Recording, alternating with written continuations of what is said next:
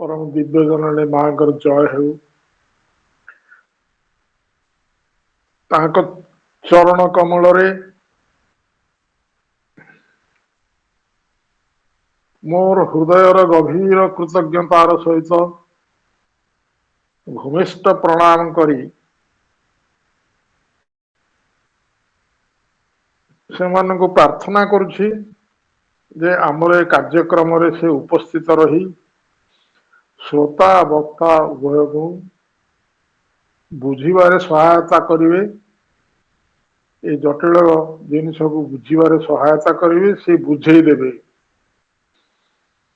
एवं यही प्रार्थना सहित आपण मानक समस्त को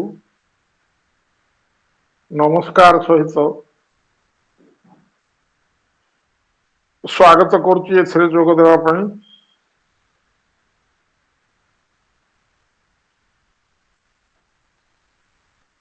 आमे एक जटिल विषय भितर पड़ जाइए। गत थर कई कहले जे गला थर जो आलोचना हैला शेष भागटा को आउ थे रिपीट करने आउ थे पुनरावृत्ति करने, कारण से बहुत जटिल जिनिस आग को भी बहुत जटिल जिनिस अच्छी। से आपण को जो कागज दिखाई से कागजर पूराटा दिखाई आपण पंचम पृष्ठा खोलतु। पंचम पृष्ठार आरंभ हम पंचम पृष्ठा षष्ठ पृष्ठा खोलतु। षष्ठ पृष्ठार आम आरंभ करी 7-8 पर्यंत जीवा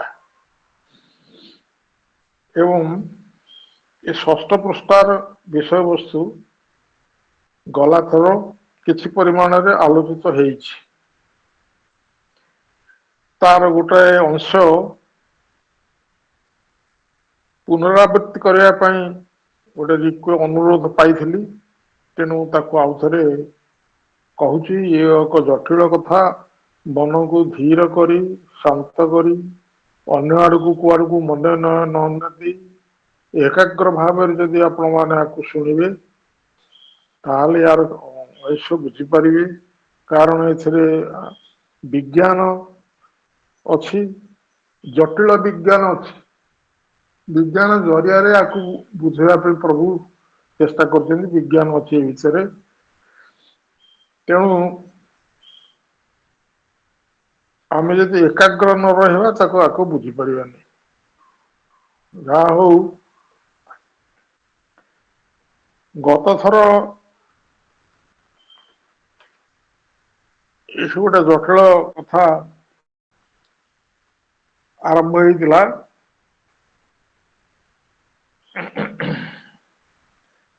एथरे गोटे शब्द अच्छे मास्टर इंटेलिजेंस एवं आउ गोटे शब्द अच्छी या बुझा पड़ो। आउ गोटे शब्द अच्छी protocol depth intelligence, प्रोटोटाइपल depth intelligence. ये आपंकर पंचम पृष्ठार अच्छी। पंचम पृष्ठार शेष भाग को देखिए ए विषयटी अच्छी। एटा मुझे हिंट्स दे दूची। अश्वपति वर्तमान रही ग्रे सिल्वर रे, silver grey atmosphere. Silver grey अच्छी पूर्ण लाई आलो आसीनी, पूर्ण अंधकार जाइनी। जो राज्य रे से थिले से राज्यटी हूँ प्राणमय जगतर राज्य, अज्ञानता अंधकार राज्य। से भितर से जो प्रथम आलोकित राज्य बा मन भितर को प्रवेश कर मन हूँ प्रथम आलोकर प्रथम स्फुलिंग। जहाँ हूँ सी जिते आसुच्च एक मध्यवर्ती अवस्था सिल्वर ग्रे एटमोस्फियर जो आलो अंश किसी मिसिकी अच्छी तार भितर से अच्छा से भितर बाहरिक आगू को आसवे। एवं से आम अच्छी अश्वपति आसिक पहुँचले गोटे जगार he came into a realm of early light. ମୁଁ ଏଟା ପଞ୍ଚମ ପୃଷ୍ଠାର ଶେଷ ଭାଗଟା ପଢୁଛି। ଆର୍ଲି ଲାଇଟ୍ ପ୍ରାଥମିକ ଆଲୋକ ଏବଂ ସେ ଆସି ପହଞ୍ଚିଲେ ପ୍ରାରମ୍ଭିକ ପ୍ରାଥମିକ ଦିବ୍ୟ ଜ୍ୟୋତିର ଏକ ରାଜ୍ୟ ମଧ୍ୟକୁ। ପ୍ରାରମ୍ଭିକ ଦିବ୍ୟଜ୍ୟୋତି କିଏ ନା ମନଟି ସେଥିରେ ପ୍ରବେଶ କରୁଛି। ଏ ଜିନିଷଟି ଏତେ ଜଟିଳ ହେଇଛି ଏଥିପାଇଁ ମୁଁ ଗଲାଥର ବି କହିଥିଲି ଯେ ଯେତେବେଳେ ଜଡ଼ ଭିତରେ ପ୍ରାଣ ପ୍ରବେଶ କଲା ସେ ବି ଏକ ଜଟିଳ ପରିବେଶ ଭିତରେ ଆସିଲା, ଜଟିଳ ଭାବରେ ବର୍ଣ୍ଣନା ହେଇଛି ତାକୁ। ବର୍ତ୍ତମାନ ପ୍ରାଣ ରାଜ୍ୟକୁ ମନ ରାଜ୍ୟ ଆସି ପ୍ରବେଶ କରୁଛି, ମନର ପ୍ରକାଶ ହେବାକୁ ଯାଉଛି। ତାଠାରୁ ଇଏ ଜଟିଳ ଏଥିପାଇଁ ସେଠି ସମ୍ପୂର୍ଣ୍ଣ ଅଜ୍ଞାନର ଭିତ୍ତିଭୂମି ଅନ୍ଧକାରର ଭିତ୍ତିଭୂମିରେ ଘଟଣା ଘଟିଥିଲା। ଜଡ଼ ବି ଅନ୍ଧକାର, ପ୍ରାଣ ବି ଅନ୍ଧକାର। ଏ ଅନ୍ଧକାର ଭିତ୍ତିଭୂମି ଭିତରେ ସେ ଘଟଣାଟି ଘଟିଥିଲା, ତେଣୁ ଟିକେ ଆଠୁ ସହଜ ଥିଲା। ଏଠି କଣ ହଉଛି, ଆଲୋକ ଆସୁଛି ବା କିଛି ଜ୍ଞାନର ଭୂମି ସହିତ ଅନ୍ଧକାରର ଭୂମି ଯୋଡା ହବ। ଜଡ଼ ଆଉ ପ୍ରାଣ ଅନ୍ଧକାରର ଭୂମି, ମନ ହଉଛି କିଛି ପରିମାଣରେ ଆଲୋକର ଭୂମି। ଏଇ ଜିନିଷକୁ ଦୁଇଟିକୁ ଏଠି ଯୋଡା ହବା ବ୍ୟବସ୍ଥା ଥିବାରୁ ବହୁ କଷ୍ଟକର ଅବସ୍ଥା। କାରଣ ପ୍ରାଣମୟ ଜଗତ ପର୍ଯ୍ୟନ୍ତ ୟାର ଭୂମି ଏବଂ ମନର ଉର୍ଦ୍ଧ୍ୱ ଭୂମି ଏ ସମ୍ପୂର୍ଣ୍ଣ ବିପରୀତ ମୁଖୀ, ସମ୍ପୂର୍ଣ୍ଣ ରୂପେ ପରସ୍ପର ଭିତରେ ପରସ୍ପର ଠାରୁ ସମ୍ପୂର୍ଣ୍ଣ ଅଲଗା। ତେଣୁ ଏଇ ଦୁଇଟି ଜିନିଷକୁ ଯୋଡିକିରି ଏଠି ଗୋଟେ ନୂଆ ଜଗତ ସୃଷ୍ଟି କରିବା ବହୁତ କଠିନ। ସେଇ ଜିନିଷକୁ ପ୍ରଭୁ ଏଠି ବର୍ଣ୍ଣନା କରୁଛନ୍ତି, ବୁଝଉଛନ୍ତି ଆମକୁ। ତେଣୁ ସେ କହୁଛନ୍ତି ଏଠି appointed by the spirit, ସେ ଆସିଲେ ଏଇ ରାଜ୍ୟକୁ, ସେ ଆସିଲେ he came into a realm of early light and the regency of a half risen sun. early light କଣ ହୁଏ? half risen sun କେତେବେଳେ ଆସେ? ଯେତେବେଳେ ପ୍ରଥମେ ଉଷା ହୁଏ, ଅନ୍ଧକାର ଥାଏ, ଉଷା ସମୟରେ ସୂର୍ଯ୍ୟ ପୂର୍ଣ୍ଣ ଆଲୋକ ହେଇନଥାନ୍ତି, କିନ୍ତୁ ସୂର୍ଯ୍ୟ ଆଲୋକର ରଶ୍ମିର ଛଟା ଉଷା ଆକାରରେ ପ୍ରଥମେ ପ୍ରକାଶିତ ହେଇ ଆସେ। ଠିକ ସେଇଭଳି ଅର୍ଦ୍ଧ ଉଦ୍ଦିତ ସୂର୍ଯ୍ୟ କିଛି ପରିମାଣରେ ଉଦ୍ଦିତ ହେଇଥିବା ସୂର୍ଯ୍ୟ ମନଭୂମିକୁ ଅର୍ଦ୍ଧ ଉଦ୍ଦିତ ସୂର୍ଯ୍ୟ ବୋଲି କୁହାଯାଇଛି। ରିଜେନ୍ସି ଶବ୍ଦର ଅର୍ଥ ହଉଛି ଅଧିକାର ସାବ୍ୟସ୍ତ କରିବା। ରିଜେନ୍ସି କେତେବେଳେ ହୁଏ? ଯେତେବେଳେ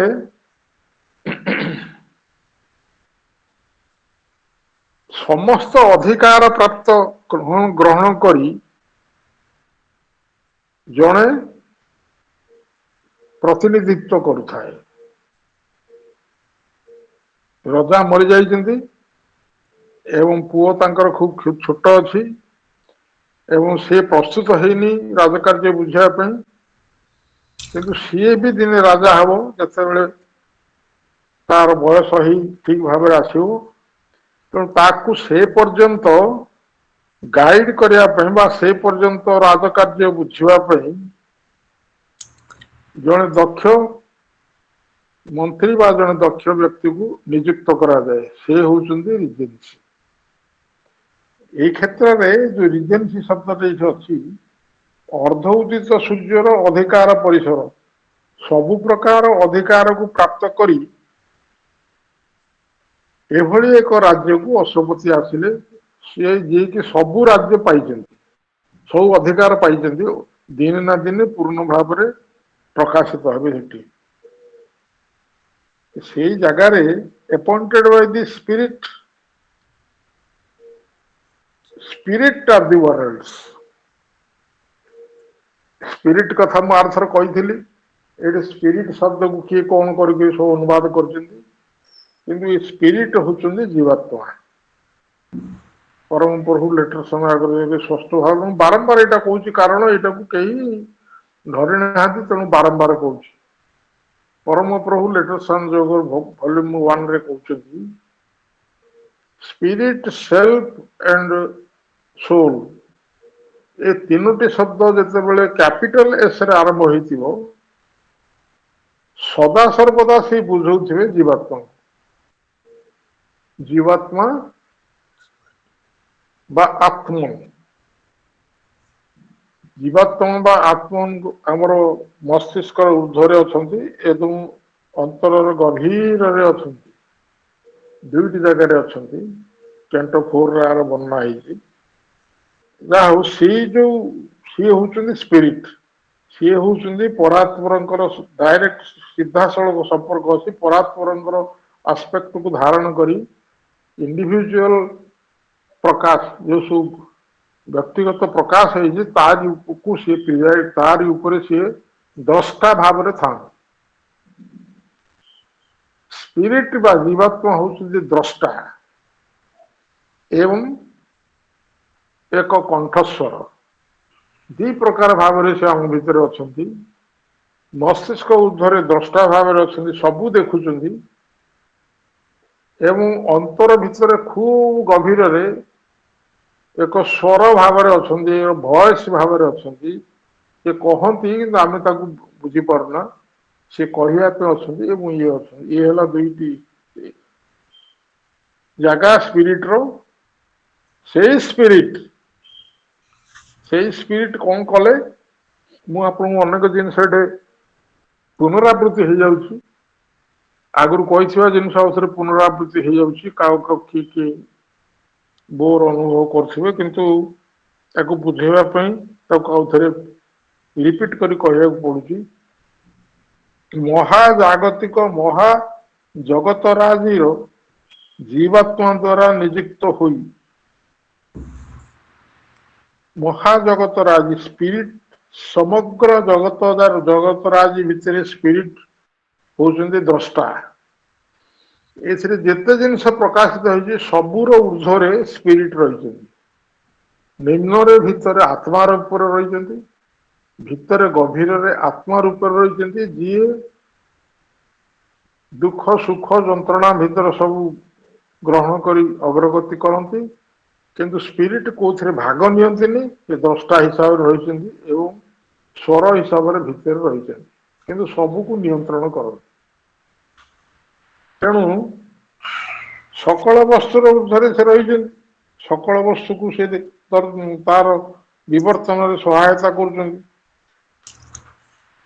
स्पिरिट ये हूँ world spirit of the world to meditate with the unknowing depth a protocol depth intelligence अज्ञात जगतराज सहित मध्यस्थता करने अज्ञात जगतराज किए किए निम्न आम अज्ञात सर्वोच्च शिखर आम अज्ञात ये उभय आम अज्ञात आम मध्यवर्ती अवस्था अच्छे उभय आम अज्ञात ये अज्ञात जगत राजपथ सहित मध्यस्थता करती स्पिरिट बुझेवा दायित्व मध्यस्थता करती स्पिरिट एवं प्रथम से मध्यस्थता करने to meditate with the unknowing depth a prototypal depth intelligence prototype शब्द अर्थ मुझे कही प्रोटोटाइप अर्थ हूँ कौन सी गोटे जिनस तैयारी करने पूर्वर प्रथम जो नमूनाटे तैयारी करा जाए एवं से नमूना को बेस करी अनेक गुड़िए जिनस तैयारी हो पार से जो प्रथम नंबर प्रोटोटाइप कहुए तेणु ये एक इंटेलिजेंस जे निपुण बुद्धिशक्ति डेफ्ट माने निपुण निपुण बुद्धिशक्ति ताकू से मेडिएट कले भितर दुईटी जाक जगत भितर अर्थात जड़ जगत व अंधकार जगत पूर्ण आलोक जगत ए मध्य भितर मीडिएटर होगापाई मीडिएट करने उभय को मीडिएट करने ए डेप्थ इंटेलिजेंस को भाई भाई गोटे मिनिट जो इंटेलिजेंस रो कैपिटल आई जी हाँ आई आई हे पूरा लिखी परम बुद्धि शक्ति हम ये हाँ परम बुद्धि शक्ति परम बुद्धि शक्ति हम अपन करेक्शन कर दियंती परम बुद्धि शक्ति निपुण डेफ्ट माने निर्गुण परम बुद्धि शक्ति ताकू एंगेज कले किए ना स्पिरिट जीवात्मा ए दुईटी भितर मीडिएट करिया पे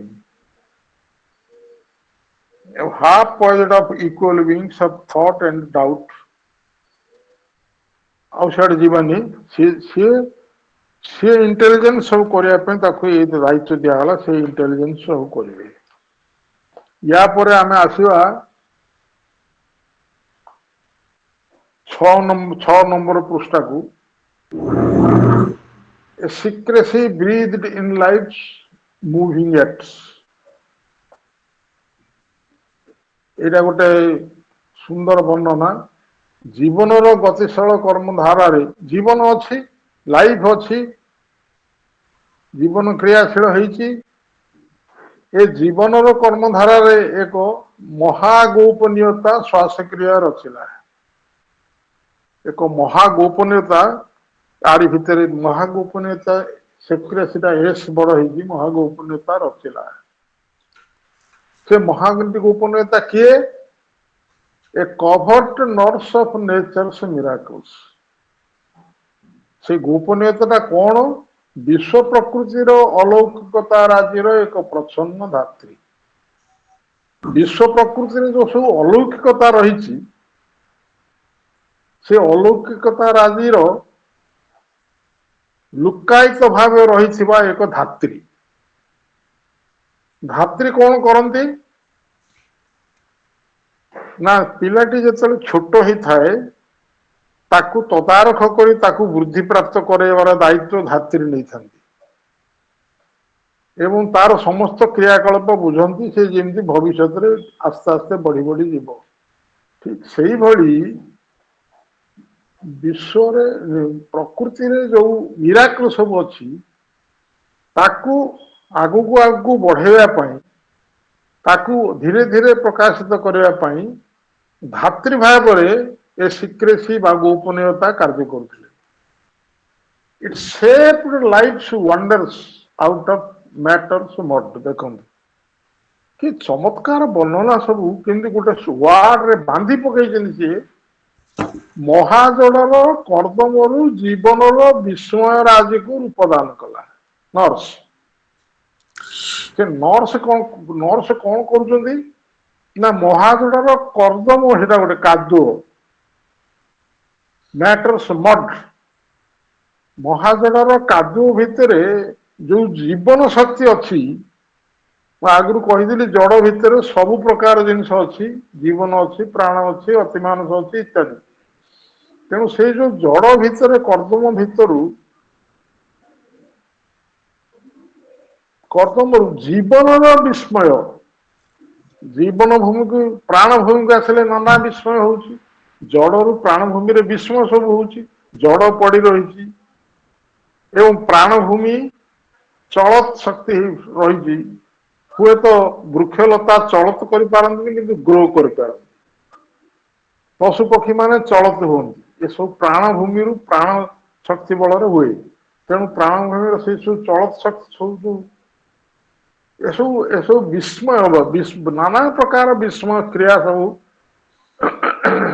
केते प्रकार वृक्ष तैयारी करवा केते प्रकार फूल सृष्टि करवा केते प्रकार जीवजंतु सृष्टि करवा ए सबु जड़ भितर आसी किंतु ये हूँ विस्मय कहार विस्मय ये सब जीवन विस्मय को प्रकाश करवा रूप दवा कार्य से नर्स बा से धात्री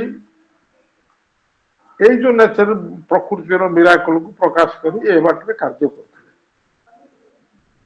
एवं see it cut the pattern of the shapes of things pattern of the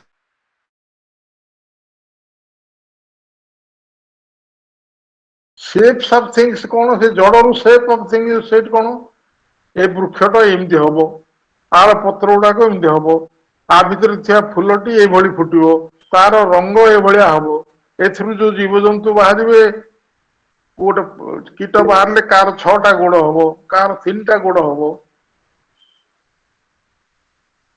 ଏବଂ এই ଯୋଉ ସବୁ ଏଇ ଯୋଉ ସବୁ ଭିନ୍ନ ଭିନ୍ନ ଜିନିଷ ପ୍ରସ୍ତୁତ ହେବେ, ତାର ଯୋଉ ସବୁ ସେପ୍ସ, ତାର ଯୋଉ ସବୁ ରୂପ, ସେଇ ରୂପର ଯୋଉ ପ୍ୟାଟର୍ନସ କଟାକଟି କରି ସବୁ ପ୍ରକୃତି ତାକୁ ତିଆରି କଲେ। ଗଛ ସଂଖ୍ୟା ସବୁ ଅଛି, କିନ୍ତୁ କଟାକଟି କରି କେମିତି ହେଲେ ଏ ଗଛର ପତ୍ରଟା କୁଞ୍ଚ କୁଞ୍ଚ ହବ, ସେ ଗଛର ପତ୍ରଟା ଚିକ୍କଣ ହବ, ଏ ଗଛର ପତ୍ରଟା ଏଡିକି ସାଇଜ ହବ, ସେ ଗଛର ପତ୍ରଟା ବଡ ହବ। ଏସବୁ ପ୍ୟାଟର୍ନକୁ କାଟିକିରି ତିଆରି କଲେ। କିଏ ତିଆରି କଲେ? ଇଟ୍ କଟ୍ ଏଇ ଯୋଉ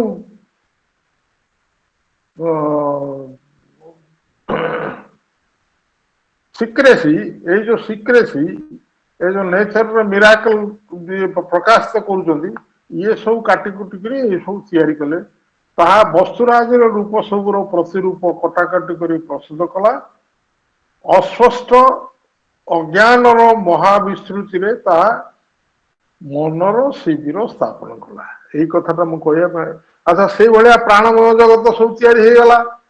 ଏ ପ୍ରାଣମୟ ଜଗତରେ ପ୍ରଥମେ ଯୋଉ ମନର ଗୋଟେ ଶିବିର ସ୍ଥାପନ ହେଲା, ତାକୁ ଏ ସିକ୍ରେସି କଲେ, ଗୋପନୀୟତା ଭାବରେ କରୁଛନ୍ତି। ଏବଂ ସେଇ ସିକ୍ରେସି ହଉଛନ୍ତି ଧାତ୍ରୀ। ଏ ଜଡ ଆଉ ପ୍ରାଣକୁ ପ୍ରସ୍ତୁତ କରି କରି କରି ଆଗକୁ ନେଇ ଜଡକୁ ନାନା ଭାବରେ ପ୍ରାଣକୁ ପ୍ରସ୍ତୁତ କରି କରି ଶେଷରେ ସେଠି ମନର ଗୋଟେ ଶିବିର ସ୍ଥାପନ କଲେ। ପ୍ରଥମ ଶିବିର ସ୍ଥାପନ କଲେ।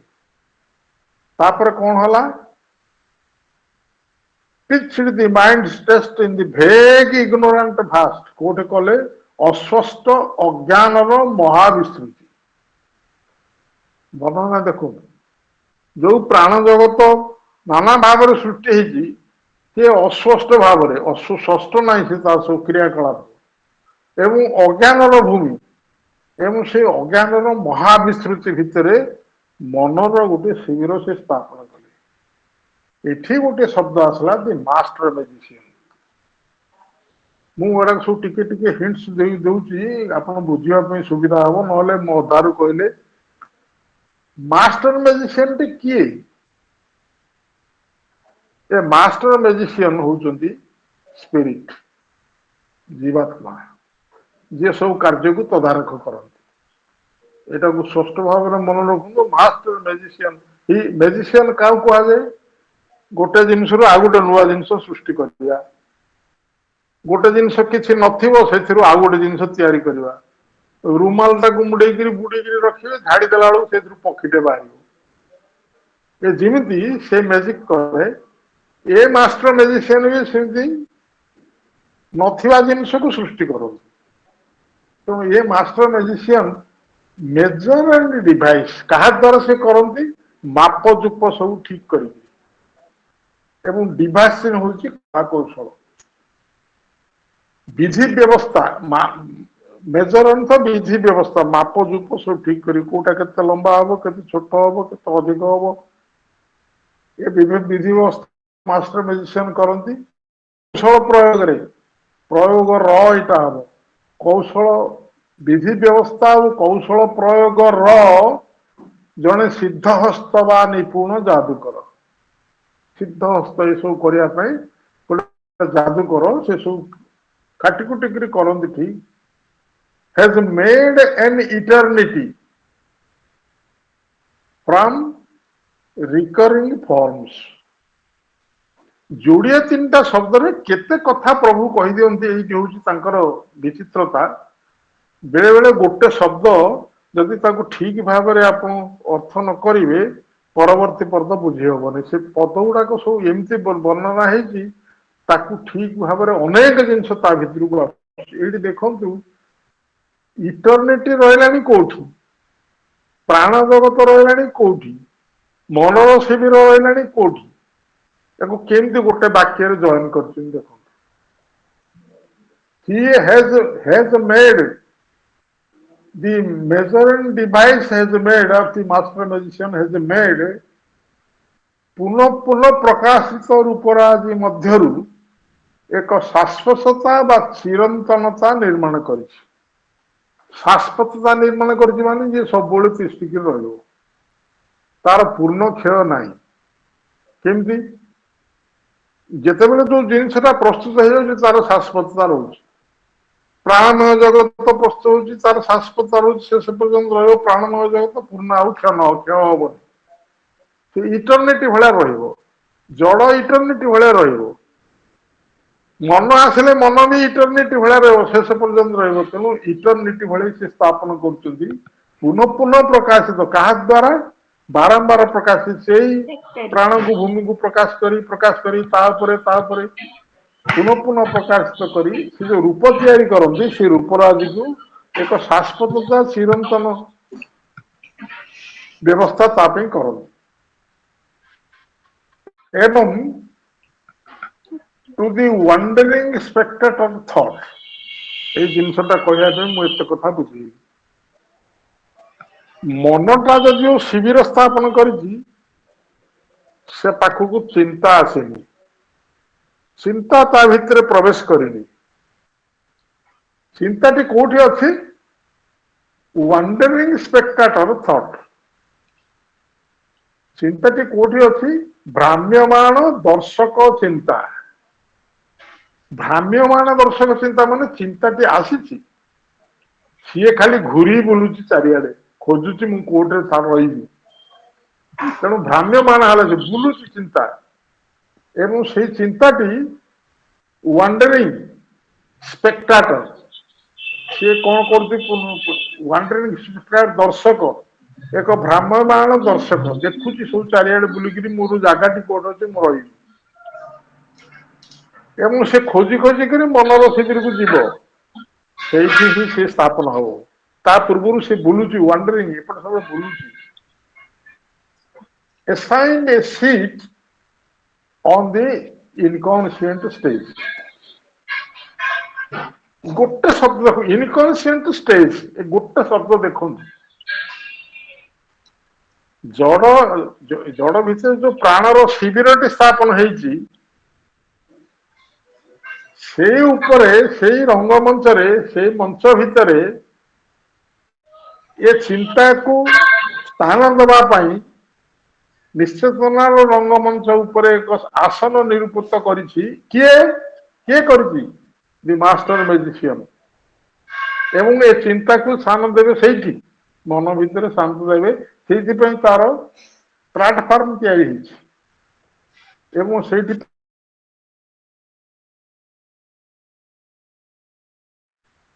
ଏକ ସେ ସେଇଠି ରହିବ, ରହିବା ପାଇଁ। ତେଣୁ ସେଇ ଯୋଉ ମନର ଶିବିର ସ୍ଥାପନ, ତା ଭିତରେ ଚିନ୍ତାଟି ପ୍ରବେଶ କଲା। ଏଠି ଆଉ ଗୋଟେ ଜିନିଷ ଆସିଲା, ମୁଁ ଆପଣଙ୍କୁ ପୁରା ସବୁ ରିପିଟ ହେଇଗଲା ଆମର ଏ କଥାଟା। ଆଉ ଗୋଟେ କଥା ଆସିଲା, on earth by the will of the earth intelligence a bodiless energy put on matter's rule. ଏଇଟା ଆସିଲା, ଦେଖନ୍ତୁ, ଅନ୍ ଆର୍ଥ, ଏଟା ଖାଲି ଅନ୍ ଆର୍ଥ ଲେଖିଲେ ମଧ୍ୟ ଖାଲି ଆର୍ଥ ନୁହେଁ, ସେ ପର୍ଯ୍ୟନ୍ତ ଜଡ ସୃଷ୍ଟି ହେଇ ଖାଲି ବୁଲୁଛି ଚାରିଆଡେ। ଜଡ ସମଗ୍ର ବିଶ୍ୱ ବ୍ରହ୍ମାଣ୍ଡରେ ଜଡ ଘୂର୍ଣ୍ଣାୟମାନ, ଏବଂ ତା ଭିତରୁ ଗୋଟିଏ ଅଂଶ ହଉଛି ପୃଥିବୀ। ଗ୍ରହ ନକ୍ଷତ୍ର ସବୁ ବି ଜଡ ସବୁ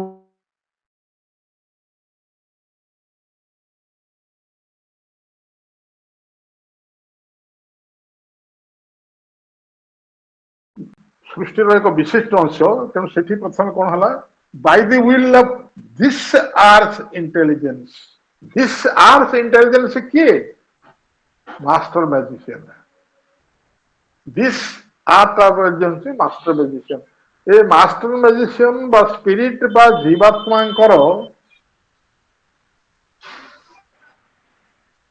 ସଂକଳ୍ପ ଦ୍ୱାରା ପୃଥିବୀ ଉପରେ ଏକ ମୁଖ୍ୟ ମହାବୁଦ୍ଧିମତ୍ତାର ସଂକଳ୍ପ ଦ୍ୱାରା ଏକ ଅଙ୍ଗହୀନ କାର୍ଯ୍ୟକାରିଣୀ ଶକ୍ତି ମହାଜଡର ବହିର୍ବାସ ପରିଧାନ କଲେ।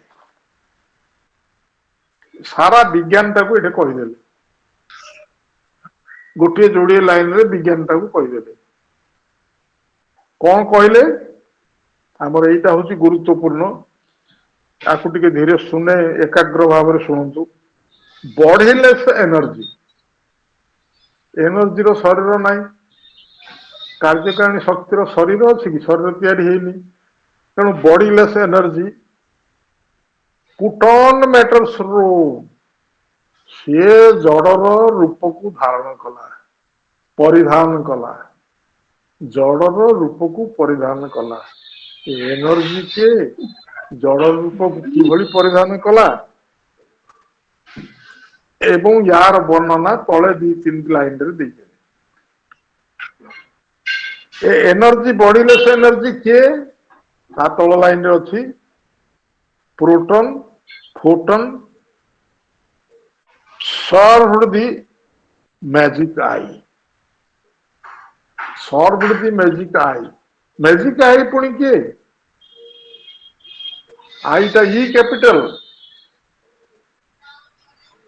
सॉरी इमेजर आई ये तैयारी कर इमेजर आखि रे तैयारी हैला कौन जड़र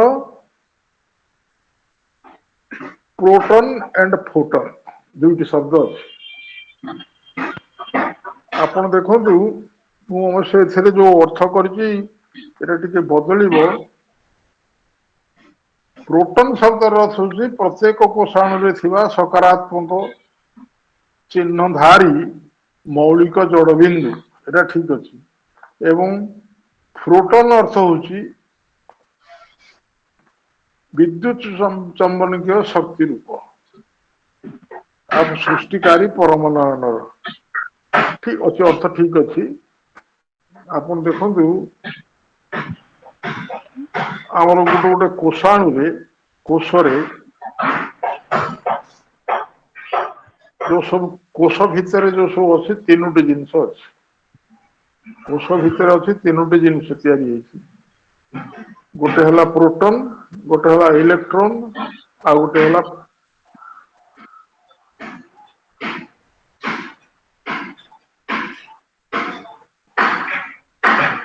प्रोटॉन टी कौन जड़ वस्तुर सूक्ष्म अंश हूँ प्रोटॉन सूक्ष्म बिंदु गोटे जो जड़ तैयारी हम जड़ तैयारी है जड़ तैयारी हमारा पूर्वावस्था प्रोटॉन हूँ जड़र गोटे बिंदु गोटे क्षुद्र बिंदु से जड़टा तैयारी हो एवं गोटे न्यूट्रॉन अच्छी आ गोटे इलेक्ट्रॉन अच्छी इलेक्ट्रॉन हूँ शक्ति एनर्जी इलेक्ट्रॉन हूँ एनर्जी ये है जड़र ये एवं इलेक्ट्रॉन हूँ नेगेटिवली चार्ज एवं प्रोटॉन हूँ पॉजिटिवली चार्ज एवं ये सबको मिलित सबको संयुक्त करी जोड़ी जड़टी तैयारी फोटन का जो शब्द हूँ ये पैकेज ऑफ एनर्जी एनर्जी तो शरीर नथला पैकेज ऑफ एनर्जी पैकेज कहीं कहुई भिन्न भिन्न वस्तु एनर्जी भिन्न भिन्न परिमाण रोच तेणु it is called a package of energy ये हूँ फोटन तेणु से जो एनर्जी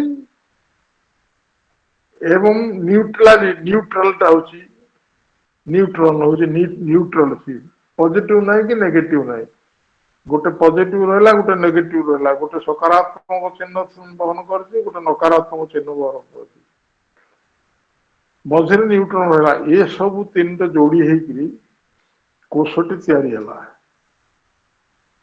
केमती तैयारी है वैज्ञानिक माने बर्तमान कहले कहते मुझे आर थर कही आउ थे स्पष्ट कर दूसरी जे आगुरी से कहते कौन जड़ सब सब या कहले ना ना जड़ ना एनर्जी सब कर शक्ति सब कर मातृशक्ति को आसीगला वैज्ञानिक माने स्वीकार कले जे गोटे शक्ति अच्छी शक्ति आपको तैयारी कर जड़ थिला शक्ति यही ना कहते ना ना से शक्ति नुहे आउ गोटे कि तैयारी कर ସେଠି କଣ କେମିତି ଜାଣିଲେ ନା ଏଇ ଯୋଉ କମ୍ବିନେସନ ତିନିଟା ତିଆରି ହଉଛି ତାକୁ ସେ ନାଁ ଦେଇଛନ୍ତି ଗଡ ପାର୍ଟିକଲ। ଗଡ ପାର୍ଟିକଲ ର ଉପସ୍ଥିତିରେ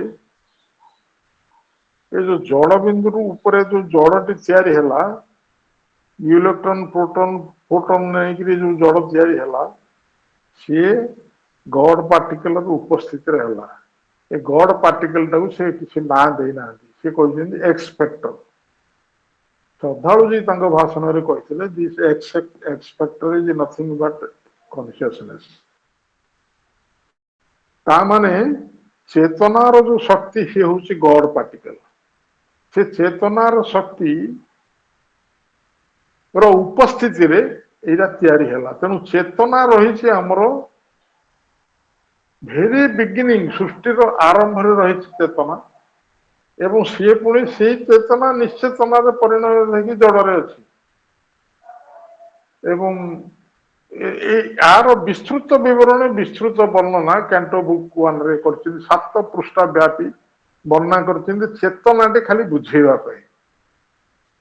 ଆମେ ଦେଖୁଛୁ ଭାଷଣରେ ସମସ୍ତେ ଚେତନା ଶବ୍ଦ ବ୍ୟବହାର କରୁଛନ୍ତି, କିନ୍ତୁ ସେ ଚେତନାର କେତେ କୋଉଠୁ ଆରମ୍ଭ ହେଲା, କୋଉଠିକି ଯାଉଛି, କେତେ ପରିମାଣ ଅଛି, ତାକୁ ନ ଜାଣିକି ମଧ୍ୟ ଚେତନା ଶବ୍ଦ ବ୍ୟବହାର କରୁଛନ୍ତି। ଚେତନା ଶବ୍ଦଟା ବୁଝେଇବାକୁ ଶ୍ରୀ ଅରବିନ୍ଦ ଆମ ପାଇଁ ଯଦି 7 ପୃଷ୍ଠା ଲେଖିଲେ, ଏ କେତେ ଗୁରୁତ୍ୱପୂର୍ଣ୍ଣ ସେ ଅଂଶଟି, ଏବଂ ଆମେ କେତେ ସତର୍କତାର ସହିତ ତାକୁ ବ୍ୟବହାର କରିବା ଉଚିତ। ଏବେ ଚେତନା ଶବ୍ଦ ଅଛି ଏଠି, ସିଏ ହଉଛନ୍ତି ଗଡ ପାର୍ଟିକଲ। ସିଏ ହିଁ ଏ ନ୍ୟୁଟ୍ରନ, ପ୍ରୋଟନ, ଇଲେକ୍ଟ୍ରନ, ୟାକୁ ଆର ଉପସ୍ଥିତିରେ ସେ ଜଡଟି ତିଆରି ହେଲା। କୋଉଥିରୁ ତିଆରି ହେଲା ନା ପ୍ରୋଟନ ର ଜଡର ଗୋଟେ ବିନ୍ଦୁରୁ ଏ ସବୁ ତିଆରି ହେଲା। ସେଇ କଥାଟାକୁ ଶ୍ରୀ ଅରବିନ୍ଦ ଏଠି କହୁଛନ୍ତି, ସଂକ୍ଷିପ୍ତ ଭାବରେ କହୁଛନ୍ତି ଯେ ହେଲେ ସେ ଏନର୍ଜିଟା ବଡିଲେସ୍ ଥିଲା, ତା ଶରୀର ନଥିଲା। ଏ ବଡିଲେସ୍ ଏନର୍ଜି ଏକ ଅଙ୍ଗହୀନ କାର୍ଯ୍ୟକାରିଣୀ ଶକ୍ତି। ଏନର୍ଜିଟା ହଉଛି କାର୍ଯ୍ୟକାରିଣୀ ଶକ୍ତି, କ୍ରିୟାଶୀଳ ଶକ୍ତି। ଫୋର୍ସଟା ସବୁବେଳେ କ୍ରିୟାଶୀଳ ନୁହେଁ। ଫୋର୍ସଟା ଯେତେବେଳେ କ୍ରିୟାଶୀଳ ଅବସ୍ଥାକୁ ଆସିବ, ଦ୍ୟାଟ୍ ବିକମ୍ସ ଏନର୍ଜି। ଏବଂ ଆମେ ସବୁଥିରେ ଖାଲି ଶକ୍ତି, ଏନର୍ଜି ଶକ୍ତି, ଆଉ ଫୋର୍ସ ଶକ୍ତି, ପାୱାର ଶକ୍ତି, ଏସବୁ ଜିନିଷ ସବୁ ଯାକର ଶ୍ରୀ ଅରବିନ୍ଦ ଅର୍ଥ ଦେଇଛନ୍ତି, ଭିନ୍ନ ଭିନ୍ନ ଅର୍ଥ। ଲେଟରସାନ ଯୋଗୁରେ ଅଛି ସବୁ, ଗୋଟି ଗୋଟିକର ଅର୍ଥ ଅଲଗା ଅଲଗା ଅଛି। ତେଣୁ ସେଥିରେ ସେ କହୁଛନ୍ତି କ୍ରିୟାଶୀଳ ଶକ୍ତି ହେଲା ଏନର୍ଜି। ମୁଁ କହିଥିଲି ଉଦାହରଣ, ଗାଡିର ଉଦାହରଣ ବାରମ୍ବାର ଦେଲିଣି, ଆଉ ତାକୁ ଯାଉନି। ପ୍ରତ୍ୟେକ କୋଷାଣୁରେ ଥିବା ସକାରାତ୍ମକ ଚିହ୍ନଧାରୀ ମୌଳିକ ଜଡ ବିନ୍ଦୁ ଏବଂ ବସ୍ତୁତ୍ୱହୀନ ବିଦ୍ୟୁତ୍ ଚୁମ୍ବକୀୟ ଶକ୍ତି ରୂପ ସୃଷ୍ଟିକାରୀ ପରମନୟନ। ପରମନୟନ, ସେ ପରମନୟନ ହଉଛି କାହାରି? ପରମନୟନ ହଉଛନ୍ତି ଇଣ୍ଟେଲିଜେନ୍ସ, ଆର୍ଥ ଇଣ୍ଟେଲିଜେନ୍ସ ବା ମେଜିସିଆନଙ୍କର। ସେଇ ପରମନୟନରୁ ନୟନର ସହାୟକ ହେଲେ, ଏଇଟା ତିଆରି କରିବା ପାଇଁ ସହାୟକ ହେଲେ ପ୍ରୋଟନ ଏଣ୍ଡ ଫୋଟନ। ଫୋଟନ ହଉଛି ପ୍ୟାକେଜ ଅଫ ଏନର୍ଜି।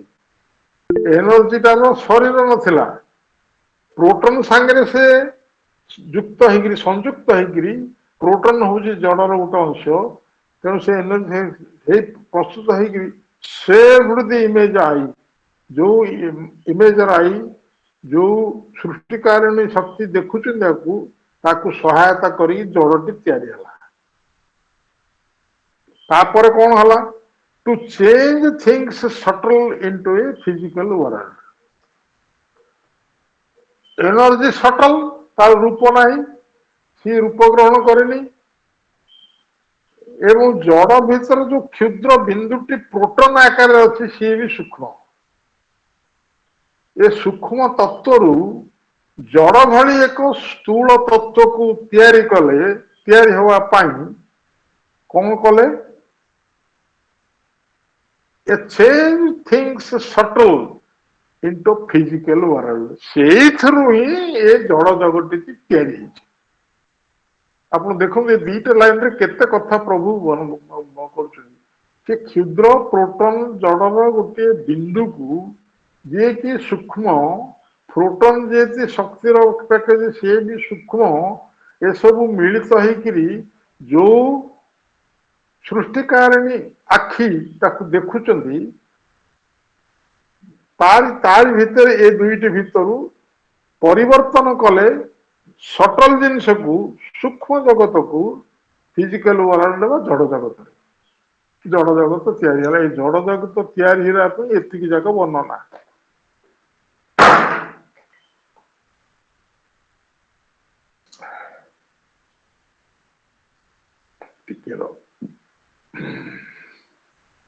जड़ जगत या एंड दी इनविजिबल देखो तक बुझाऊँ जी सूक्ष्म से इनविजिबल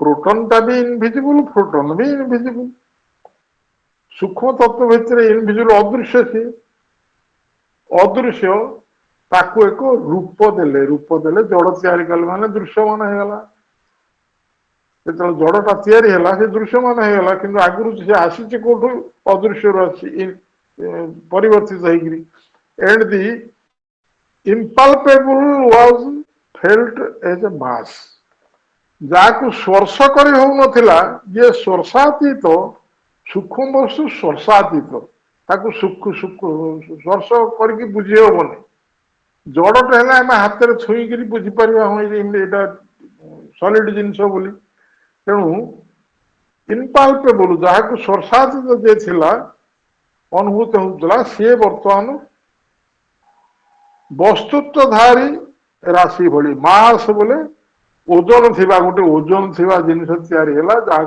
कह जाए जड़ एवं परवर्ती लाइन देखंतु मैजिक ऑफ परसेप्ट एटा गोटे जटिल जटिल कथा बुझा पड़ो magic of percept joined with concepts of and linked to each object and interpreting name बड़ जटिल कथा एत जटिल जे या ठीक भाव बुझा न जाए या बुझी हेनी परसेप्ट कौन इंद्रिय बोध कॉन्सेप्ट कौन मन धारणा करवा परसेप्ट एंड कॉन्सेप्ट मुझे उदाहरण आथर देइथिली पुणी थरे रिपीट करुची जेतेबेले आमे एठी मन करवा मन सृष्टि हेइनी मनीष सृष्टि हेइ नांती ए एकदम प्रथम स्पर्श जड़ जगत प्राण जगत भितर मनर प्रथम स्पर्श गोटे शिशुटे जन्म से शिशुर भी मन अच्छी कि मनटा डेभलप करे शिशुटी हामुड़ी हामुड़ी चलुची घोषाड़ी ही चलुची घर भर ताकू जिते मुझे आथर देइथिले उदाहरणटा भोक हला भोक हला पर से खाइबो कांदिला ता माँ टे दूर थिला कांदिला से शुणी पार्लानी बुली बुली आला जहाँ गोटे पाइला गोटे कलमटे पाऊ ना गोड़ीटे पाऊ पथरटे पाऊ आ जहाँ किसी पाऊ से पाटे पुरेला भोक हो भोक अर्थ खाइबा माँ तार देखिकी दौड़ी आसला कांदियार देखिक अरे से ना से खाइबार जिनस नहीं खाइबार जिनस नहीं से खाना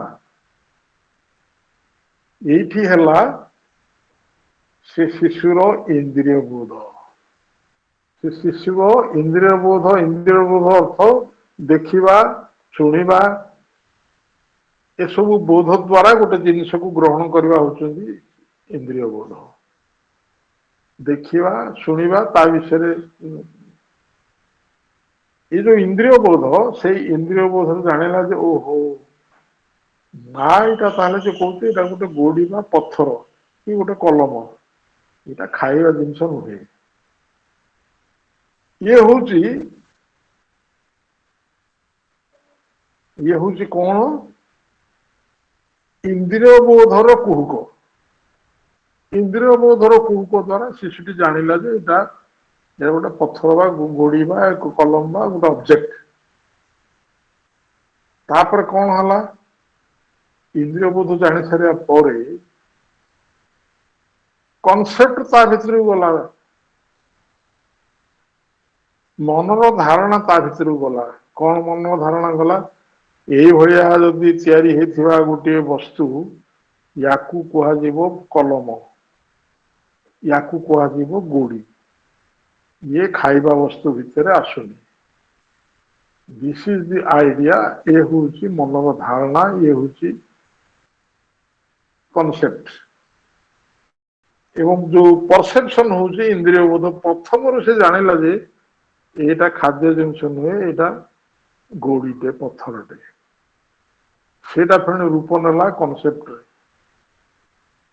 एवं कॉन्सेप्ट रे गोटे धारणा जन्मिला ये जिनस तेणु एणिकी जिते बेले से जिनसटी से देखियो कहबो एटा पत्थरटा खाइबा जिनस नुहे गोड़ीटा आगुरु से जानि नथला एटा कारण मन विकास हेनी तो से मन को बुझेबा पे हिरा हला जेमिति सेही भली आमे सेही बाट देई वर्तमान जाउचे पशुपति सहित आमे वर्तमान जो जगह पहुंचते जाके देखुचे मन डेभलप करनी क्षुद्र शिशुटे आमे हेइचे से जड़ जगत भितर बुलुचे एवं जड़ जगत रु प्राण शिविर स्थापन करी प्राण भूमि रे मन स्थापन होइछि मन विकसित हेइनि तेणु को जिनिसटा कौन किसी जानिनी एवं धीरे धीरे से ताकू एक इंद्रिय बोध मन धारणा भितर मिलित हला से मिलित हला एंड प्रत्येक वस्तु को देला एक व्याख्याकारी नाम जिते मिलित हो गला गोटे ना दो ओ यहीटा को ताहले गोड़ी कहती यहीटा को ताहले कलम कहती एवं यही भाया जो जिनसला ता ना देला गोड़ी से नाटा कौथर आसला लेंट टू इच ऑब्जेक्ट प्रत्येक वस्तु को तार गोटे रूप देला मन कर मन तो डेभलप करनी ना मन जस्ट टच कर जड़ को तेणु से धीरे धीरे बुझिकी यहाँ देला गोटे ना देला idea was disguised in A bodies artistry idea बा मनोभाव एक देहर कला कौशल छद्म रूप धारण कला देहर कला कौशल आइडियाटा गोटे कला कौशल है गोटे देह भितर रूप ग्रहण कला and by a strange atomic laws mystic आम ये छाड़ी गत थर ए पर्यंत जहाँ है सब रिपीट है मुझे आम ये गोटे ब्रेक नवा बर्तमान हवा 11:08 11:18 आसवा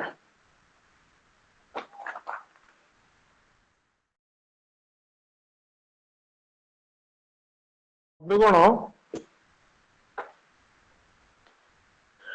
गोटे जड़ गोटे जटिल अवस्था बाहरिक प्रभु आमको आउ गोटे जड़ अवस्था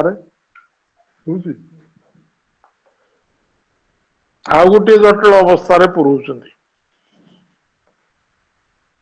एवं विज्ञान ये हूँ गोटे अत्यंत जटिल विषय तथापि माँ आमको बुझेबे ये देखु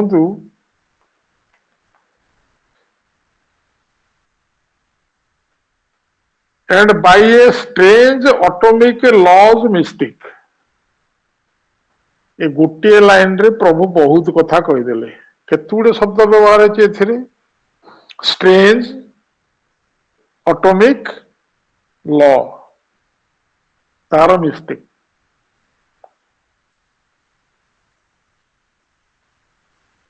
स्ट्रेंज है अद्भुत ऑटोमिक है परमाणविक लॉ है विधान ये तो बुझीगले ओडिया अनुवाद करदे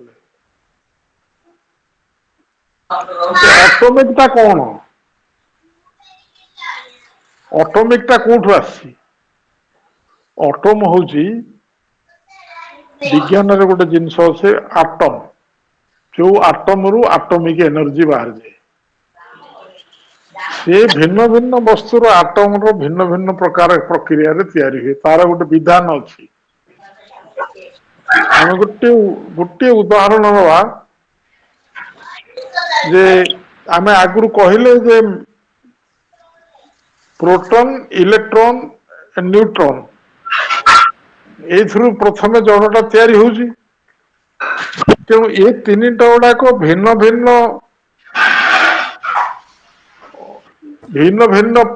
ଅଂଶରେ ଭିନ୍ନ କ୍ୱାଣ୍ଟିଟିରେ। ଚିତ୍ରରେଖା ଆପା ମାଇକ ବନ୍ଦ କରନ୍ତୁ। ଚିତ୍ରରେଖା ଆପା କଣ ହେଲା? ମାଇକ ବନ୍ଦ ଲାଗିଛି? ମାଇକ ଅନ୍ ଅଛି, ବନ୍ଦ କରନ୍ତୁ ଆପଣଙ୍କର। ତେଣୁ ଏଇ ଯୋଉ ତିନୋଟି ଜିନିଷ ଭିନ୍ନ ଭିନ୍ନ। ଫର ଏକ୍ସାମ୍ପଲ ଆମେ ଗୋଟେ ଉଦାହରଣ ନେବା।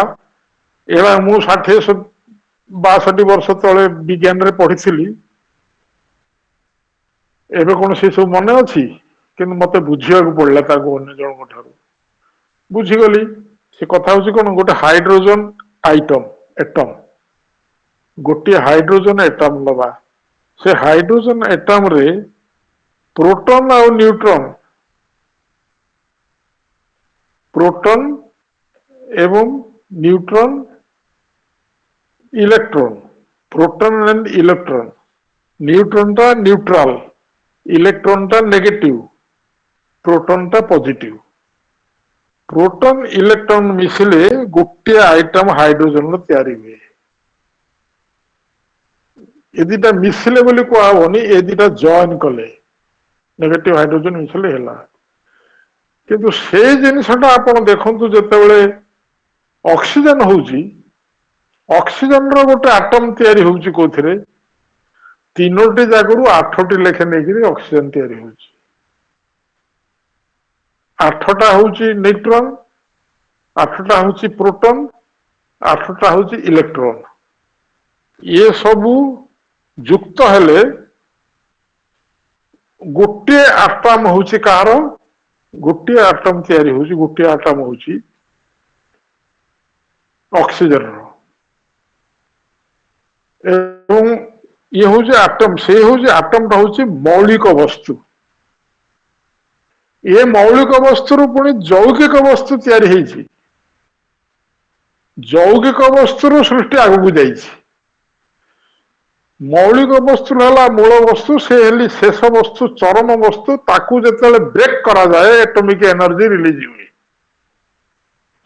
କିନ୍ତୁ ଏ ଆଟମଟା ଭିନ୍ନ ଭିନ୍ନ ପ୍ରକାର, ଭିନ୍ନ ଭିନ୍ନ କ୍ରିୟାରେ ଭିନ୍ନ ଭିନ୍ନ ପ୍ରକାର ହଉଛି। ଯେମିତି ଏଇଠି ଆଟମଟା ଗୋଟେ ଆଇଟମରେ 8 ମିଶିଲା, ସେମିତି ଆଉ ଗୋଟେ ଆଇଟମରେ 14, 15, 18 ଏମିତି ମଧ୍ୟ ମିଶୁଛି। ଅନ୍ୟାନ୍ୟ ଗୋଟେ ମେଟାଲରେ ଦେଖିଲେ ସେ ବହୁ ଜିନିଷ ମିଶିକି ଗୋଟେ ଆଟମ ତିଆରି ହଉଛି। ଆଟମ ଯେତେବେଳେ ଗୋଟିଏ ଆଟମ ଆଉ ଗୋଟେ କେତୋଟି ଆଟମ ସାଙ୍ଗରେ ମିଶିଲା, ଦାଟ ବିକମ୍ସ ଏ ମଲିକ୍ୟୁଲ। ମଲିକ୍ୟୁଲ ଶବ୍ଦ ହଉଛି, ମଲିକ୍ୟୁଲ କୋଡ ହଉଛି, ଦେଖନ୍ତୁ ଉଦାହରଣ ସ୍ୱରୂପ H2O, ଆମର ଜଳର ବୈଜ୍ଞାନିକ ନାଁ ହେଲା H2O। ହାଇଡ୍ରୋଜେନ ଅକ୍ସିଜେନ ମିଶିଲେ ଜଳ ତିଆରି ହଉଛି। ଏବଂ ହାଇଡ୍ରୋଜେନ ଅକ୍ସିଜେନ ଉଭୟ ଆଟମ ଯେତେବେଳେ ସେ ଯୌଗ ସୂତ୍ରକରେ ଯୌଗିକ ହୁଅନ୍ତି, ଦାଟ ବିକମ୍ସ ୱାଟର। ତେଣୁ ସିଏ ହେଲେ ଯୌଗିକ ବସ୍ତୁ, ଆଟମ ହେଲେ ମୌଳିକ ବସ୍ତୁ। ତେଣୁ ଏଇ ଯୋଉ ନିୟମରେ ଏରା ସବୁ ତିଆରି ହଉଛି, ଦାଟ ଇଜ ଦ ଏଟମିକ ଲ। ଏରା ଜଣଙ୍କ ପାଇଁ ଗୋଟେ ନିୟମ ଅଲଗା ଅଲଗା ଅଛି। ଯେମିତି ପ୍ରତ୍ୟେକ ଆଟମ ତିଆରି ହେବାକୁ ଅଲଗା ଅଲଗା ନିୟମ ଅଛି, ସେମିତି ପ୍ରତ୍ୟେକ ଯୌଗ ସେ ତିଆରି ହେବାକୁ ଅଲଗା ଅଲଗା ନିୟମ ଅଛି। ସେ ସବୁ ଯାକକୁ ପ୍ରଭୁ ଗୋଟିଏ ୱାର୍ଡରେ କହିଦେଲେ ଆଟମିକ ଲ, ଆଟମିକ ବିଧାନ। ସେଇ ଆଟମିକ ବିଧାନରେ ତାର ମିଷ୍ଟ୍ରିକ, ସେ ରହସ୍ୟମୟ, ତାକୁ ସହଜରେ ଜାଣି ହବନି। କାରଣ ଏତେ ବସ୍ତୁ ଜଗତ ଅଛି ଯୁଗରେ, ତାକୁ ସବୁ ଖାଲି ବିଜ୍ଞାନ ପୁରା ଭିତରକୁ ଯାଇକି ପ୍ରବେଶ କଲେ ଯାଇକି ସବୁ ଜାଗା ଆଟମ ଜଣା ପଡିବ ଏବଂ ମୌଳିକ ଅର୍ଥରୁ ଯୌଗିକ ଅର୍ଥ ଜଣା ପଡିବ। ସେଇଥିପାଇଁ ଗୋଟିଏ ଲାଇନରେ କହିଦେଲେ ପ୍ରଭୁ ଏଠି, by a strange atomic law of mystic, ଏକ ଅଦ୍ଭୁତ ପରମାଣବିକ ବିଧାନର ଚତୁର୍ଦିଗରେ ଘେରି ରହିଥିବା ରହସ୍ୟମୟ। ମିଷ୍ଟିକ ଅର୍ଥ ତା ଚତୁର୍ଦିଗରେ ଘୁରି ରହିଥିବା ରହସ୍ୟମୟ ପରିବେଶ। ଆଉ ଗୋଟେ କଥା ମନେ ରଖନ୍ତୁ ଯେ ପ୍ରୋଟନ ର ଚତୁଃପାର୍ଶ୍ୱଟା ସବୁବେଳେ ଶୂନ୍ୟ।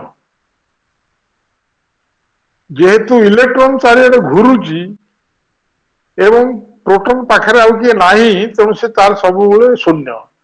ତେଣୁ ଏ ଯୋଉ ମିଷ୍ଟେକ୍, ଏ ଯୋଉ ଶୂନ୍ୟତା, ଏ ଶୂନ୍ୟତା ଚତୁର୍ଦିଗରେ ଘୁରି ବୁଲୁଥିବା ଏକ ରହସ୍ୟମୟ ବିଧାନ, ସେ ରହସ୍ୟମୟ ବିଧାନରୁ ସୃଷ୍ଟି ତିଆରି ହେଇଛି, ଜଡ଼ ତିଆରି ହେଇଛି ଏବଂ ଜଡ଼ର ଭିନ୍ନ ଭିନ୍ନ ବସ୍ତୁ ଜଡ଼ ଭିତରୁ ତିଆରି ହେଇଛି, ଭିନ୍ନ ଭିନ୍ନ ପ୍ରକ୍ରିୟାରେ ତିଆରି ହେଇଛି ଅଟୋମିକ ଲାରେ। ଏବଂ ସେ ଆଟମ ହଉଛି ମୌଳିକ ବସ୍ତୁ ଏବଂ ମଲିକ୍ୟୁଲ ହଉଛି ଯୌଗିକ ବସ୍ତୁ। ତାପରେ ଏଠି ଦେଖନ୍ତୁ, by a strange atomic laws mystic a frame was made। କେମିତି ଧୀରେ ଧୀରେ ପ୍ରଭୁ ଆସୁଛନ୍ତି ଦେଖ। A frame was made in which the sense, ଗୋଟେ ଫ୍ରେମ ତିଆରି ହେଲା, ଗୋଟେ ଫ୍ରେମ ତିଆରି ହେଲା, ଏକ ଆକୃତି, ଗୋଟେ ଗଠନ ତିଆରି ହେଲା, ଆକୃତି ତିଆରି ହେଲା। ଫ୍ରେମ ମାନେ ଗୋଟେ ଆକୃତି ତିଆରି ହେଲା, ଯେକୌଣସି ଗୋଟେ ଆକୃତି ତିଆରି ହେଲା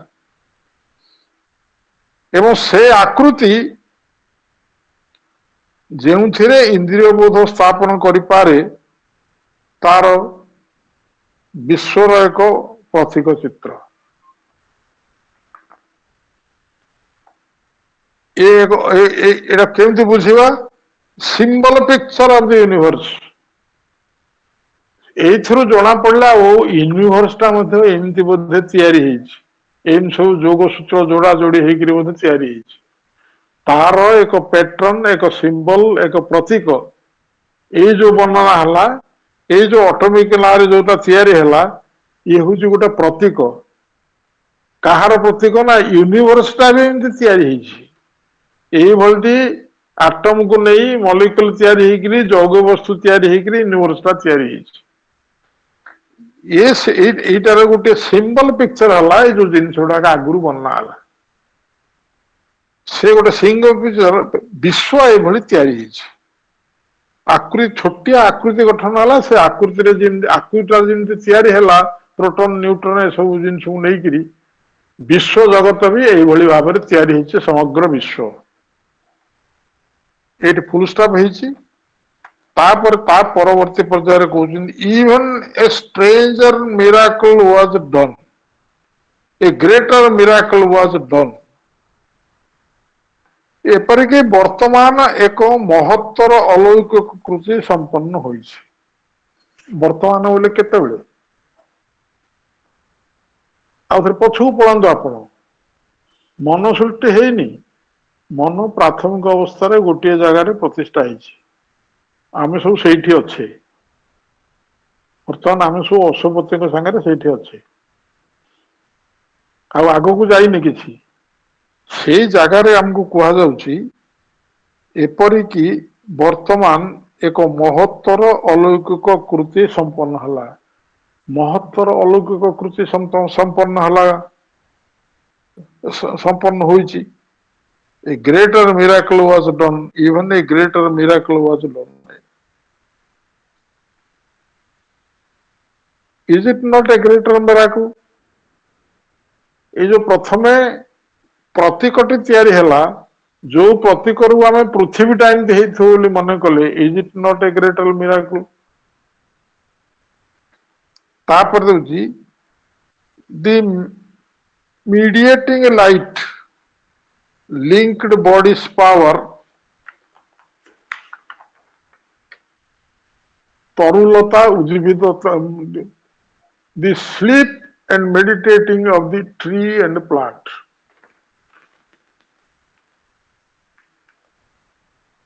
ବୃକ୍ଷଲତା ଆଉ ଜୀବଜନ୍ତୁ ଭିତରେ ଶୋଇକି ରହିଛି କିଏ? ତରୁଲତା ଓ ଉଦ୍ଭିଦର ସୁପ୍ତି ଆଉ ସ୍ୱପ୍ନ। ସୁପ୍ତି ଅଛି ତା ଭିତରେ, ସ୍ୱପ୍ନ ବି ତା ଭିତରେ ଅଛି ଏବଂ ସେ ଶୋଇକିରି ରହିଛି। ସେ ତା ସାଙ୍ଗରେ ସେଇ ମଧ୍ୟସ୍ଥତା, ଆଲୋକ, ଶରୀର ସାମର୍ଥ୍ୟକୁ ସେହି ମଧ୍ୟସ୍ଥତା ଆଲୋକ ଶରୀରର ସାମର୍ଥ୍ୟକୁ ଦି ମିଡିଏଟିଂ ଲାଇଟ୍ linked ଶବ୍ଦଟା ଛାଡି ଦିଅନ୍ତୁ ଏଠି ଶେଷକୁ ଆସିଛି ଏଟା ଦି ମିଡିଏଟିଂ light bodies power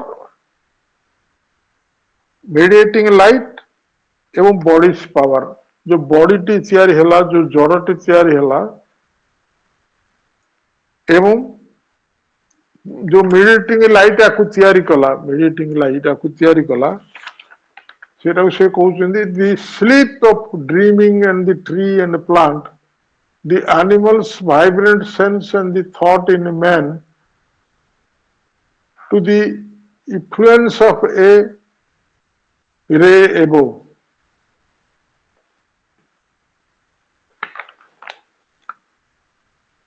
linked LinkedIn होची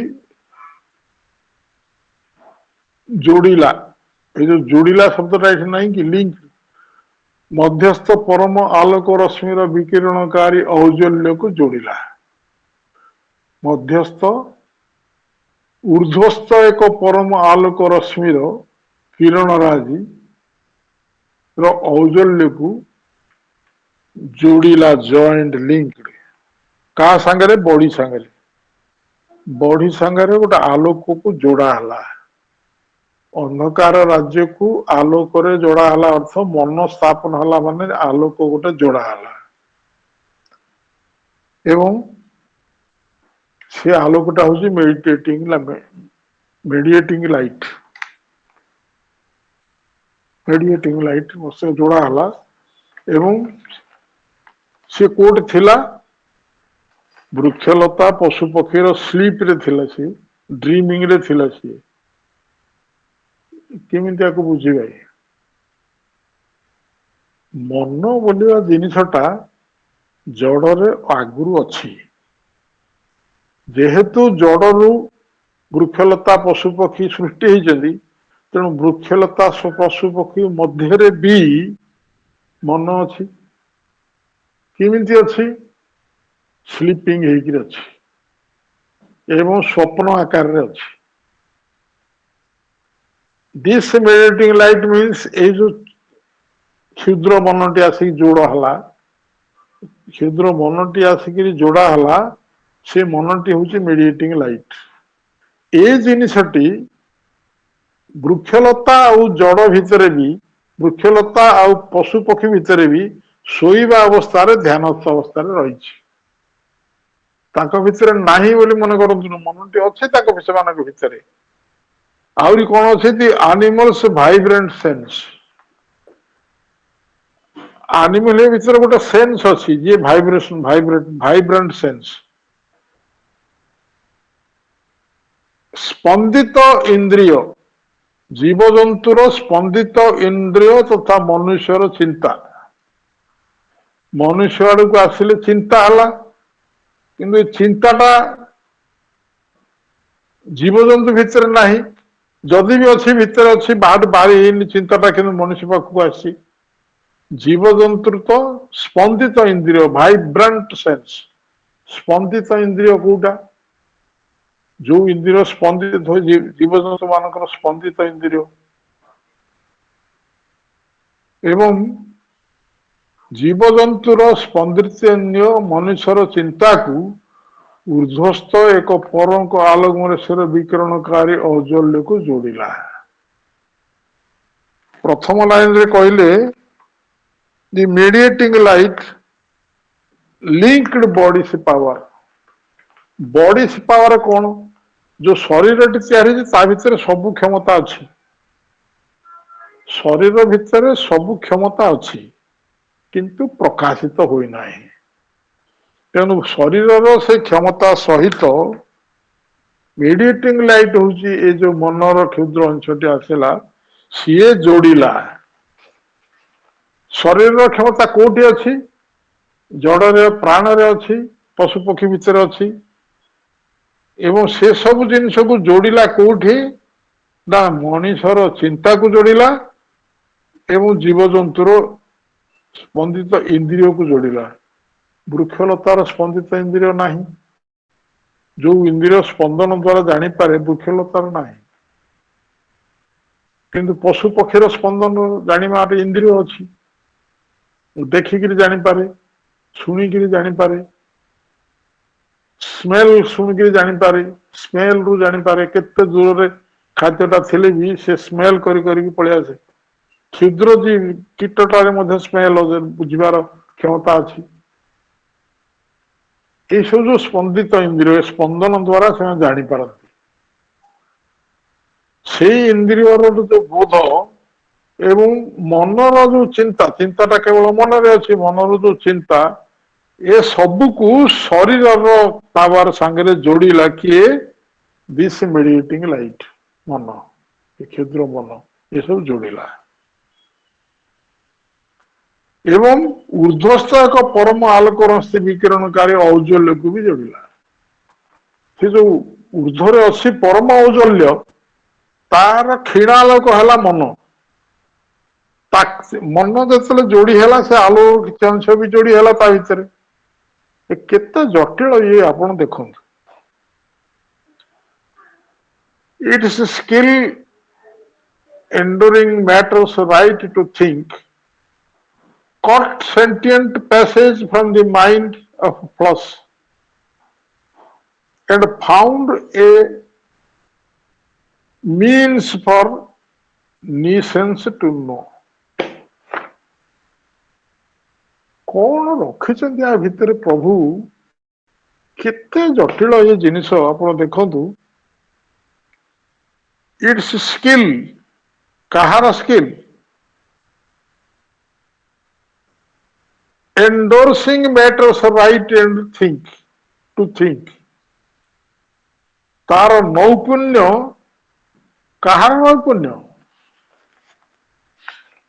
कहार नैपुण्य मन हो दि मेडिएटिंग लाइट नैपुण्य से तार जो निपुणता अच्छी महाजड़र चिंताराजी अधिकार को समर्थन करी राइट टू थिंक अधिकार को समर्थन करी रक्तमांसर मन निमित्त बोधक्षम मार्ग सबू एवं महा अज्ञान सकाशे ज्ञान करिवार निमित्त उपाय सबू बाहर कला धीरे धीरे से मेडिटेटिंग लाइफ टा आलोक आसला माने किसी ज्ञान आसला आलोक संगे ज्ञान संपृक्त तेणु प्रथम आलोक संगे ज्ञान आसला ज्ञान से तो नथिला जड़ आ प्राण मध्य एवं से सब जिनस शरीर को जोड़ी है शरीर को युक्त है अच्छा तापर कौन है offering its little square and cube and of word as figure substitute for reality, a mummified mnemonic alphabet, it helped the unseeing force to read her works.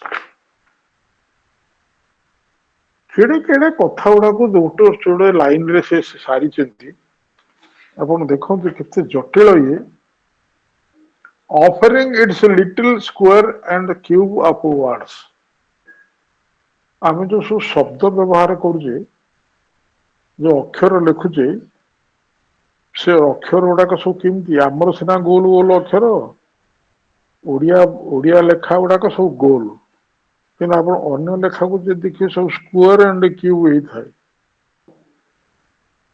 सबू से भाया गार कटा हो स्क्वायर एंड क्रिएट होता है अन्य लांगुएज को देखिए एत गोल कोटा ना तमिल सब अक्षर देखु कि अन्य हिंदी अक्षर देखु सब कटाकटी होता है आप देखु offering its little squares and cubes of words ये जो सब शब्दर ये सब शब्द मानकर सकल क्षुद्र वर्ग क्षेत्र और घन क्षेत्र को अर्पण करी ऑफरिंग को भली अर्पण कला वास्तवता निमित्त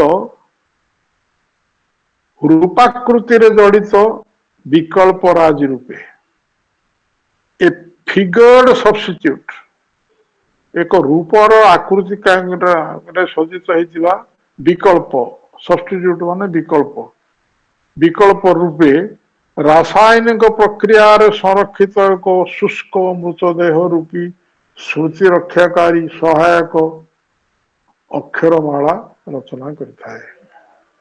अक्षरमाला तैयारी स्क्वायर एंड क्यूब रू स्क्वायर एंड क्यूब कहार से square and cube little square and cube आसी से जड़ू से जो सेन्स रू से जो एटा बोधे बुझी है ऊपर गोटे जिनस रहीगला it is skill endorsing matter's right to think cut sentient passages for the mind of flash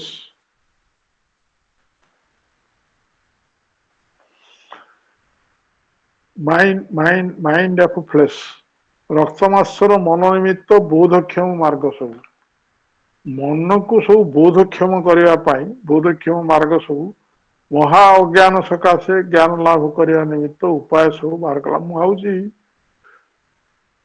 बहुत ओजनिया हो गला डिस्कसन आउ बोध मन भर को किसी जाऊनी मोर तो कहवा भर को जाऊनी आप बुझा भर के जीव से एग्जैक्टली भाई माने पूरा एकदम गहन पाठ तेणु एइथे रखंतु आमे नेक्स्ट टाइम आलोचना करिया सेति पई मु कहूची जे आमे आउ ए राका आउ भीतर जदी पसियोनी आपण माने बुझी परिबेनी मोर कहि कर लाभ को ये आउरी जटल ए जो जिनिस मु वर्णना कली एबे कहली से आउरी जटल तो आमे एटा को आरो क्लास को रखिबा आउ वर्तमान मां को श्री चरण रे चरणार बिंदरे गभीर कृतज्ञता जनाई एवं से आमको एथरे सहायता कर बुझा बुझेवा सहायता कर कृतज्ञता जनाई तांकर पाद पद्म भूमिष्ठ प्रणाम करी मोर वक्तव्य को एठारे रखुची आपण माने समस्ते एते कष्टकर जिनस को शुणा मन ध्यान दे आपण समस्त को मोर गभीर धन्यवाद जनाऊँगी मोर सदिच्छा शुभेच्छा जनाऊँगी एवं आपंकर नववर्ष मंगलमय हो मोर प्रथम कहार थिला नववर्ष समस्त मंगलमय हो आम सावित्री आहरी भल भाव बुझीपर से दिगरे आमको महाशिवंद परिचालित करतु यही एक आस्पृहा नहीं ये एक संकल्प नहीं आपण मान आज विदाय नौ आपण मान समस्त नमस्कार याकू तो आमे आटम कहूचे आटम को डिवाइड कले आमे पाइबा प्रोटॉन एंड न्यूट्रॉन जोटा को न्यूक्लियस बोली कहूचे ता चारिपटे जोटा घुरुची इलेक्ट्रॉन जोटा नेगेटिवली चार्ज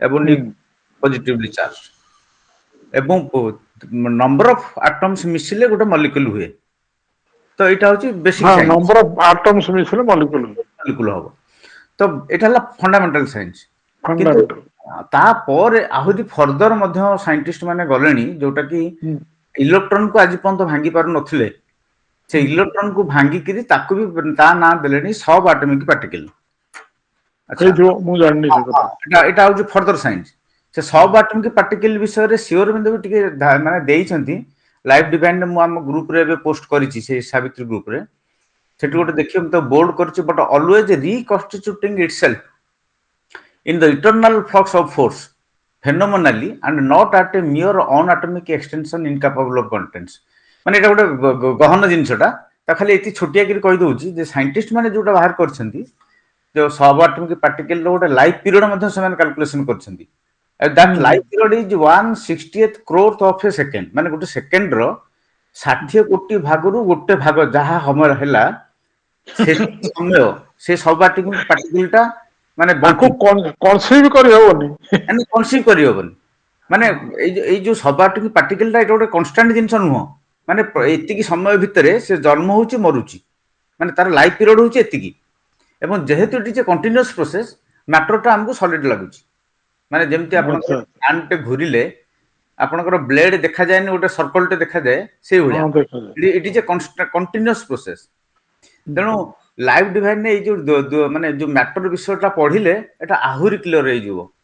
ମାନେ ବୁଝି ହବ କେତେ ବୁଝି ହବ ଜଣା ନାହିଁ, ବଟ୍ ଆଉ କିଛି କିଛି ଲାଇଟ୍ ଆସିବ ମାଇଣ୍ଡକୁ।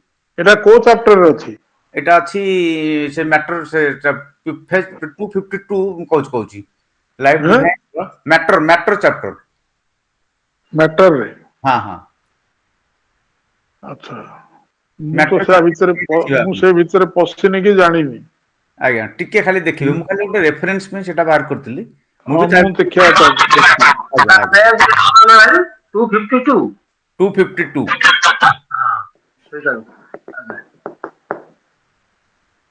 ମୁଁ ଲାଇଫ ଡିଭାଇନ ଭିତରେ ପଶିନି, ମୁଁ ବର୍ତ୍ତମାନ କନସେନଟ୍ରେଟ କରୁଛି ସାବିତ୍ରୀରେ। ଆଜ୍ଞା ଆଜ୍ଞା ହଉ ଭାଇ ମା ମତେ ଏଥିରେ ଏଙ୍ଗେଜ କରିଛନ୍ତି, ମୁଁ ଏଇଟା କରୁଛି। ମା ମତେ ଏଙ୍ଗେଜ କରିଛନ୍ତି ଯେତେବେଳେ ମୁଁ ଆକୁ ଛାଡିକି ଆଉ କୁଆଡେ ଯିବି। ହଉ ଆପଣ ମାନଙ୍କୁ ସମସ୍ତଙ୍କୁ ଧନ୍ୟବାଦ। ଆଚ୍ଛା, ଆଜିର ଆଲୋଚନା ସବୁ ବୁଝା ପଡିଲା ତ? ହ୍ୟାଲୋ ବୁଝିହେଲା। ଭାରି କଷ୍ଟିଆ ଚାପ୍ଟର ଟା ଭାଇ, ବୁଝିଲେ? ଏସବୁ ଆପଣ କ୍ଲାସ ଥରେ ପଢେଇଥିଲେ, ଆଉ ଗୋଟେ କ୍ଲାସରେ ଆମେ ପଢିଥିଲୁ, ଆଜି ଆପଣ ପଢେଇଲେ, ତଥାପି ତାର ଗୋଟେ କ୍ଲିୟର କଟ୍ କନସେପ୍ସନ ଆସୁନି ମାଇଣ୍ଡି ଏପର୍ଯ୍ୟନ୍ତ। ଏଟା କଷ୍ଟ ଜିନିଷଟା, ଆଉ କିଛି ହେଲା ଆଉ ଆଉ କଷ୍ଟ ଜିନିଷରେ ତ ଆଉ କଷ୍ଟ ଆକାରରେ ବୁଝିବାକୁ ହବ। ମାନେ ପରୀକ୍ଷାରେ ବ୍ୟାକ୍ ଲାଗିବ। ଜିନିଷ ଟା ସେଇଆ। ପରୀକ୍ଷାରେ ବ୍ୟାକ୍ ଲାଗୁଛି ସବୁବେଳେ। ଇଏ ସାବିତ୍ରୀ ସମସ୍ତଙ୍କର ବ୍ୟାକ୍ ଲାଗିବ। ହଁ କେବଳ ହଉ ବାରମ୍ବାର ଅଧ୍ୟୟନ ରହିଲେ ଯାହା ହବ ଆଉ। ଆଜ୍ଞା ହଉ ନମସ୍କାର। ହଉ ରହିଲି ଭାଇ, ରହିଲି। ନମସ୍କାର।